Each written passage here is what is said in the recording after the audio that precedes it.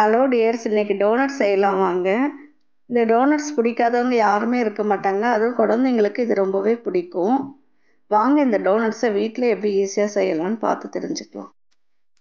இந்த டோனட் செய்ய ரொம்ப இம்பார்ட்டண்ட்டான இன்க்ரீடியண்ட்டே வந்து ஈஸ்ட்டு தாங்க. அந்த ஈஸ்ட்டை வந்து நம்ம ஆக்டிவேட் பண்ணணும். அதுக்கு ஈஸ்ட்டு 1 ஸ்பூன், சர்க்கரை 1 ஸ்பூன், பால் 50 ml தேவைப்படும். பால் வந்து வெது வெதுப்பாக இருக்கணும். இந்த ஈஸ்ட்டை எப்படி ஆக்டிவேட் பண்ணுறதுன்னு பார்க்கலாம் வாங்க. அது ஃபஸ்ட்டு ஒரு பவுல் எடுத்துக்கோங்க. அதில் 1 ஸ்பூன் ஈஸ்ட் ஆட் பண்ணிக்கோங்க. அந்த ஈஸ்ட்டு கூடவே 1 ஸ்பூன் சர்க்கரை போட்டுக்கோங்க.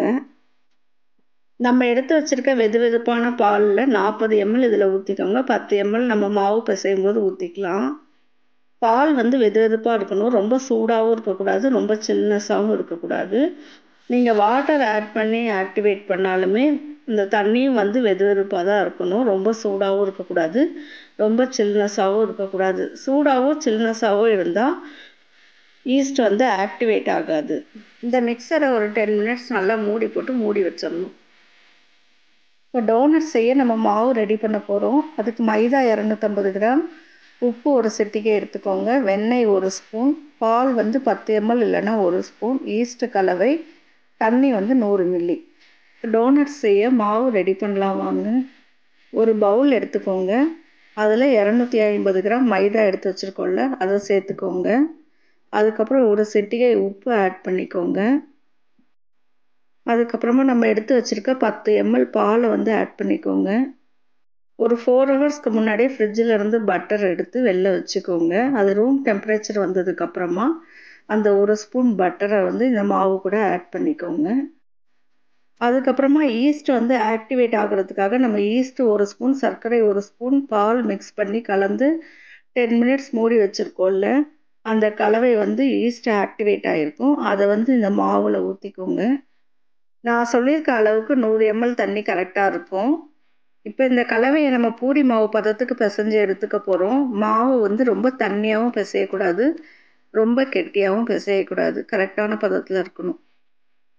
இந்த மாவில் போட்டிருக்க இன்க்ரீடியன்ஸ்லாம் நல்லா மிக்ஸ் ஆகிற அளவுக்கு நம்ம ஒரு கரண்டியை வச்சு மிக்ஸ் பண்ணி விட்டுக்கணும். ஃபஸ்ட்டு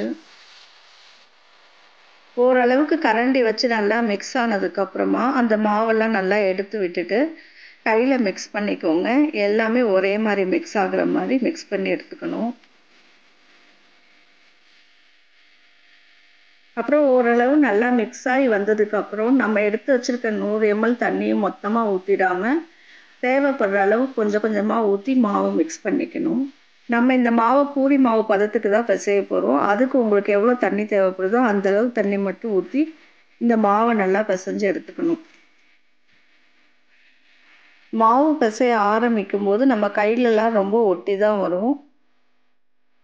நம்ம மிக்ஸ் பண்ண அது கரெக்டாகிடும், பதம் கரெக்டாக வந்துடும். நம்ம எவ்வளோக்கு எவ்வளோ நல்லா மாவு பிசைகிறோமோ அவ்வளோக்கு அவ்வளோ டோனட் வந்து நல்லா சாஃப்டாக வரும். அதனால மாவை நல்லா பிசைஞ்சு சாஃப்டாகிற அளவுக்கு நம்ம பிசைஞ்சு எடுத்துக்க போகிறோம். இப்போ இந்த மாவு ரெடி பண்ணதுக்கப்புறம் வர ஒரு ஸ்டெப்லேயுமே நம்ம வந்து மாவை வந்து 20 minutes ஊற வச்சுட்டு பண்ணோம்னா தான் நமக்கு டோனட்ஸ் கரெக்டாக வரும். அது எப்படின்றத இனிமேல் வர வீடியோவில் பார்க்கலாம் வாங்க.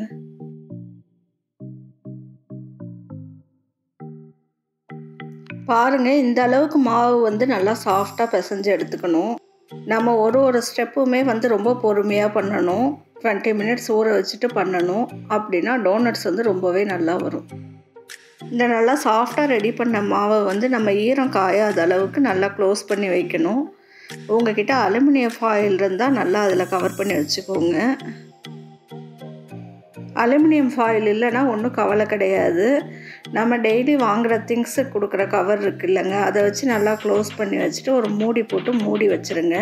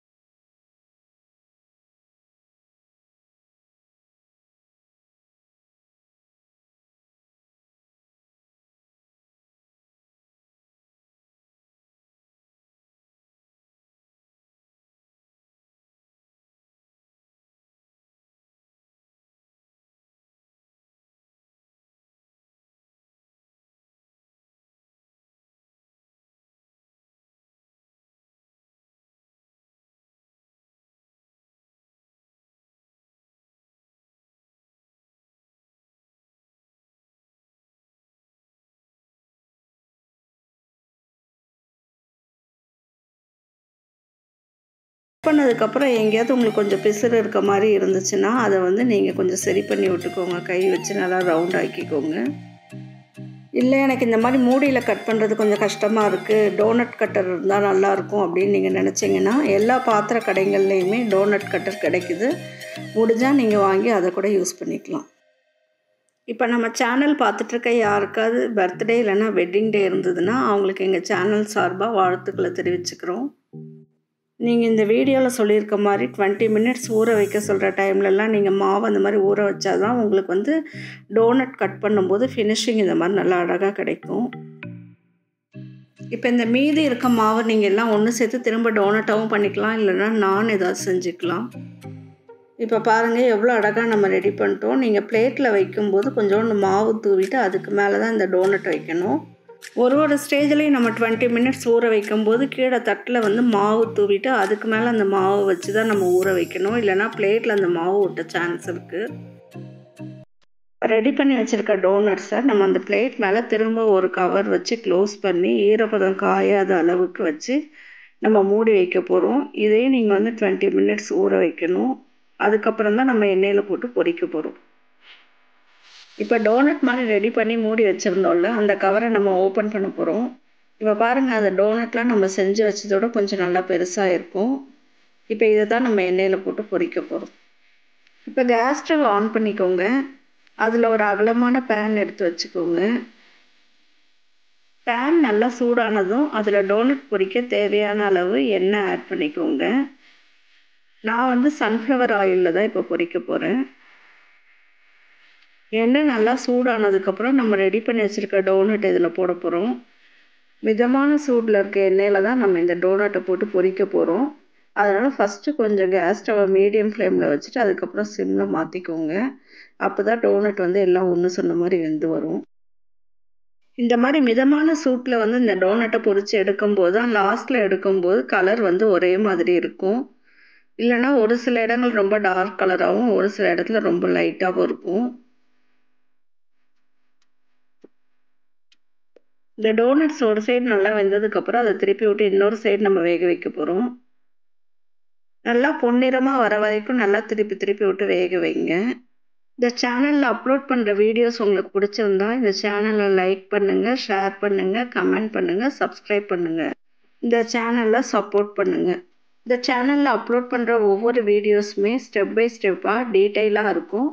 கண்டிப்பாக எல்லாருக்கும் புரிகிற மாதிரி இருக்கும்னு நினைக்கிறேன். பிகினர்ஸ் கூட ட்ரை பண்ணி பாருங்கள். இப்போ இந்த டோனட்ஸ்லாம் நல்லா பொன்னிறமாக வந்துடுச்சு. இதை எடுத்து நம்ம டிஷ்யூ பேப்பர் போட்ட ஒரு பிளேட்டில் ட்ரான்ஸ்ஃபர் பண்ணி வைக்க போகிறோம். இந்த மாதிரி டிஷ்யூ பேப்பரில் நம்ம வைக்கிறதுனால அதில் இருக்க எக்ஸஸ் ஆயிலெலாம் அந்த பேப்பரில் வந்துடும். இப்போ டோனட்ஸ்க்கு நம்ம பேஸ் ரெடி பண்ணிட்டோம். இப்போ அது மேலே டாப்பிங் எப்படி பண்ணுறதுன்னு பார்க்கலாம் வாங்க. இப்போ இந்த டோனட் ரெடி பண்ணிட்டோம். இதுக்கு டாப்பிங் எப்படி செய்யலாம்னு பார்க்கலாம் வாங்க.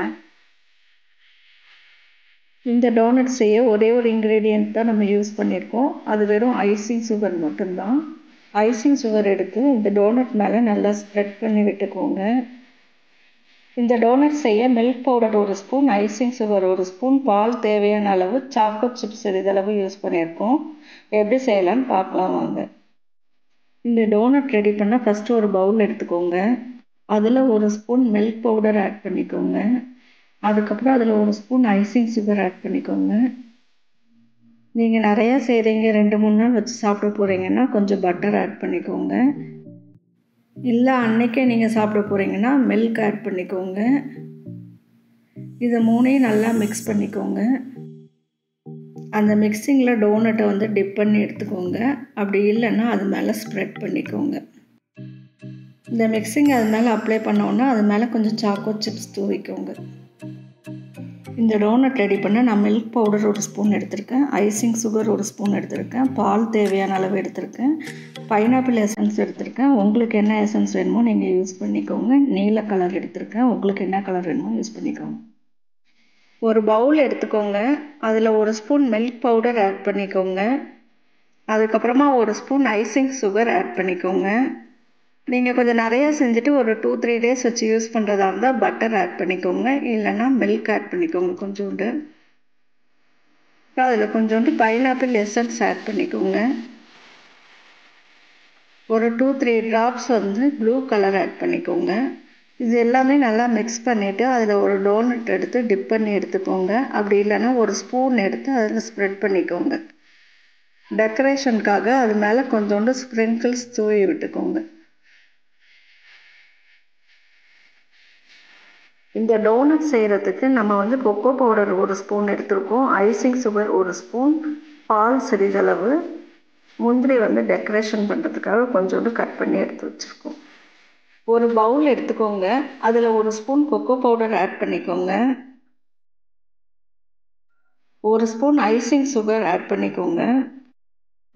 நீங்கள் ஒரு 2-3 டேஸ் வச்சு யூஸ் பண்ணுறதா இருந்தால் பட்டர் ஆட் பண்ணிக்கோங்க. இல்லைன்னா அதில் கொஞ்சோண்டு பால் ஆட் பண்ணிக்கோங்க. இதை நல்லா மிக்ஸ் பண்ணி எடுத்து வச்சுக்கோங்க. இதில் ஒரு டோனட் எடுத்து நல்லா டிப் பண்ணி எடுத்துக்கோங்க. இல்லைன்னா ஸ்பூனில் எடுத்து அப்ளை பண்ணிக்கோங்க. அது மேலே டெக்கரேஷனுக்கு நம்ம என்ன நட்ஸ் வேணால் யூஸ் பண்ணிக்கலாம். நான் இன்றைக்கி முந்திரி யூஸ் பண்ணியிருக்கேன். சூப்பரான டோனட் ரெடி. தேங்க்ஸ் ஃபார் வாட்சிங். Love you to all. நாளைக்கு இன்னொரு நல்ல வீடியோவில் மீட் பண்ணுவோம். என்றும் புன்னகையுடன் எம்ஐ கிறிஸ்ப்.